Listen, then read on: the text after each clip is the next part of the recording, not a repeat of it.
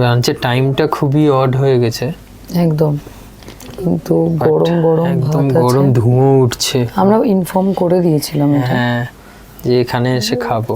And and তার সঙ্গে এখানে চিকেনের ঝোলটা দেখে সুন্দরই লাগছে বেশ। খেয়ে দেখতে হবে কেমন আছে। হ্যাঁ, এরকম হচ্ছে ভাত ঠাত মেখে আমি একদম হাত কবজি পর্যন্ত ডুবিয়ে খেতে লেগে গেছি।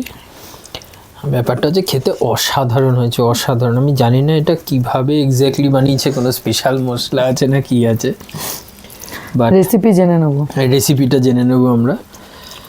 এবার রেসিপিটা আমি ঠিক মানে হালকা ট্যাঙ্গি, হালকা একটা কিছু একটা ফ্লেভার আছে এরকম টাইপের, তো ভালো খেতে।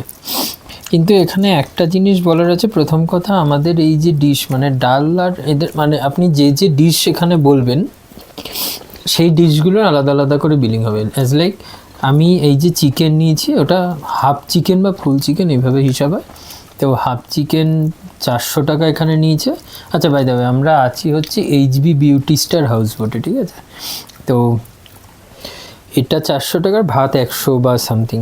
বাট একটা জিনিস আমি বলে রাখছি, মানে যদি আপনারা একটু মানে নর্মাল খান আর কি কেউ, তো কোয়ান্টিটিটা একটু সমস্যা আছে। তো আপনি যে ভাববেন অনেক টাকা তো প্রচুর প্রচুর খেতে দেবে, তো জিনিসটা এরকম ঠিক নয়। আর এটা মেনলি বাঙালিদের জন্যই হয় আর কি একটু। হ্যাঁ, মানে আমরা একটু বেশি খাই তো।